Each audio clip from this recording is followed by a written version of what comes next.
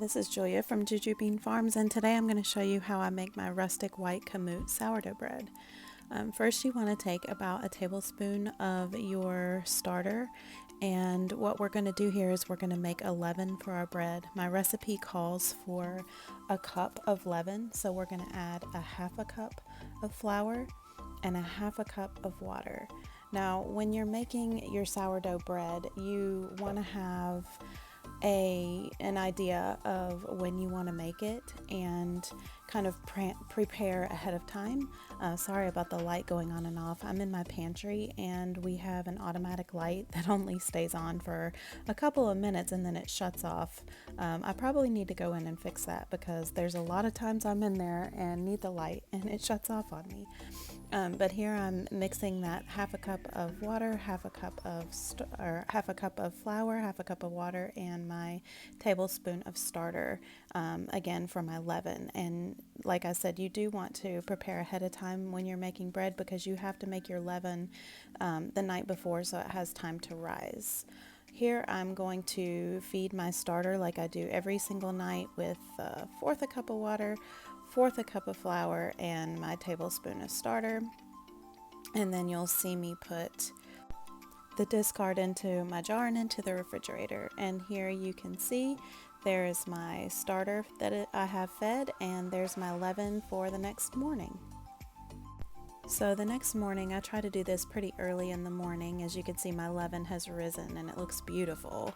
I try to go ahead and get my bread started, so it has several hours to rise after I mix everything together. Here I'm pouring in 1.5 cups of lukewarm water and my leaven, and I'm gonna mix these two together kind of gently. I'm not going to be too vigorous on it, and you want your leaven to float on top, and I will show you that here in just a minute after I get it all in here.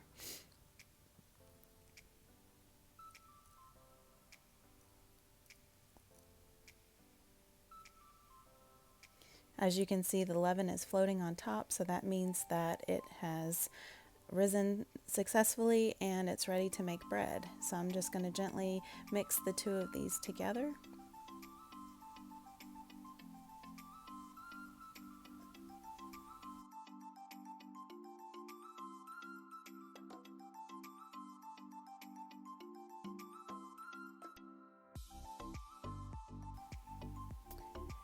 And then I am going to add 3 cups of flour, and again I am using kamut flour for this recipe.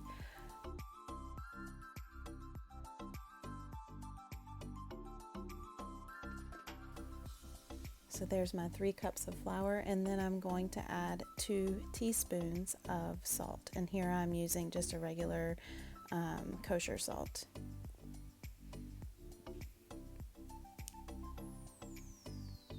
I'm just going to mix these things together until it comes into a mixture that I can put on my counter and start to knead. And the mixture will be a little bit sticky, so as I'm kneading the bread, you will see that I continue to add in flour during the kneading time, and I usually end up adding another fourth to a half a cup of flour while I'm kneading into the bread.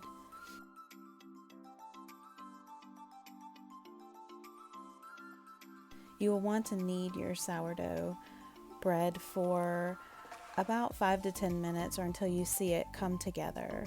You will start to notice the dough change as you knead it, and it will become soft and elastic.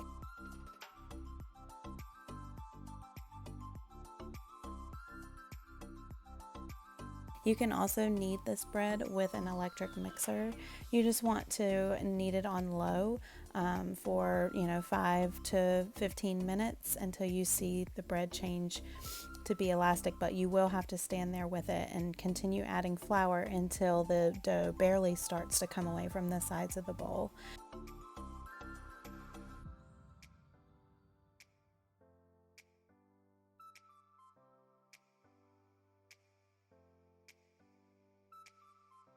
After you're done kneading your bread, you'll want to place the dough into a large bowl.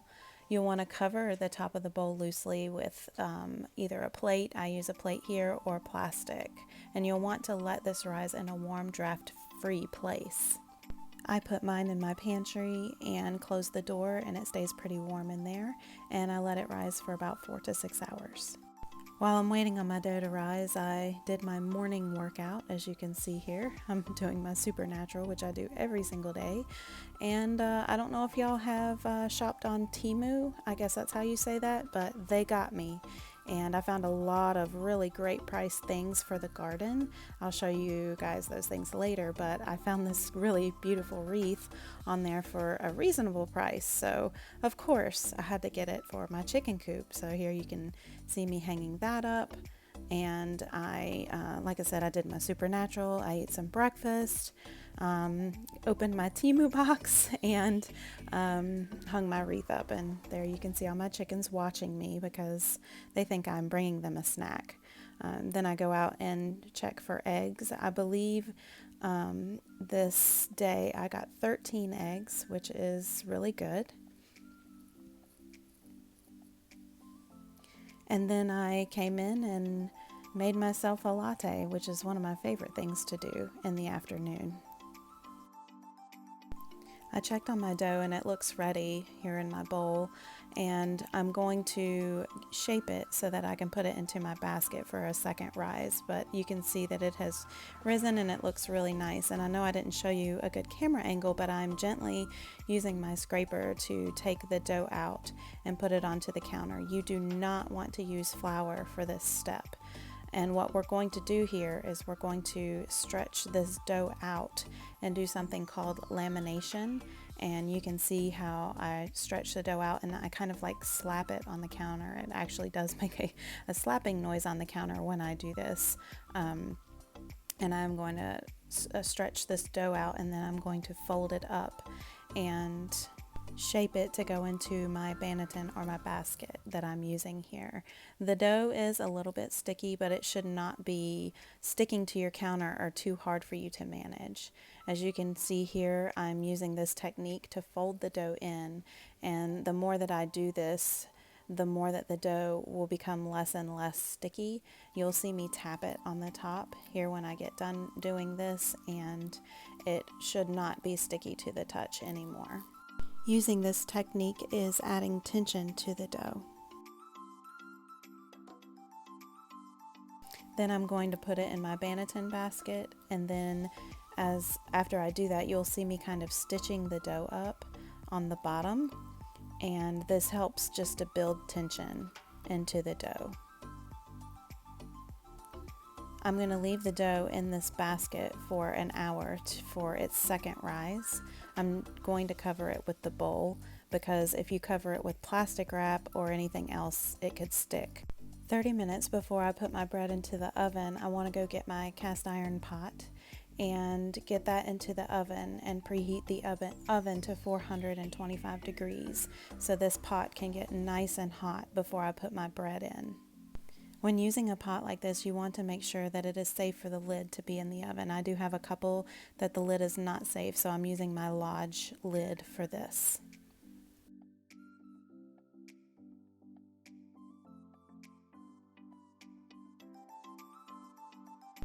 Once your cast iron pot has been in the oven for 30 minutes, you want to get your loaf prepared to go into the oven. I use parchment paper, and as you can see, I've used this parchment paper once before. I use it about twice before I throw it away. But I pop my bread out, and as you can see, I didn't use any flour or anything, and it comes out without any problems. And then you want to get your scoring knife and put your design in the top of the bread. Now this is not necessary to put any fancy design, but you do at least want to cut a big slit down one of the sides of the bread so it has a place to expand. Now you will want to put the bread in the oven with the lid on for 30 minutes. Then you will reduce the temperature to 350 and bake for another 30 minutes. If you're using the cast iron pot, you'll want to remove the lid now, and the cool thing about that is you can see how nicely your bread looks before it actually cooks all the way through and browns on the top.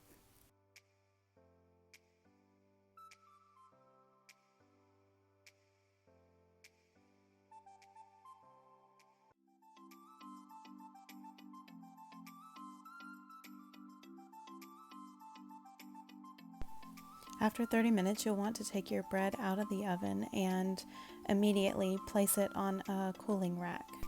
If you can resist, you want to let your bread cool for at least 30 minutes or so before cutting into it. I definitely always cut an end piece off after about 30 minutes and put a whole lot of butter on it. This bread is so good and so easy to make. Thank you for baking with me today, and I'll see you in the next one.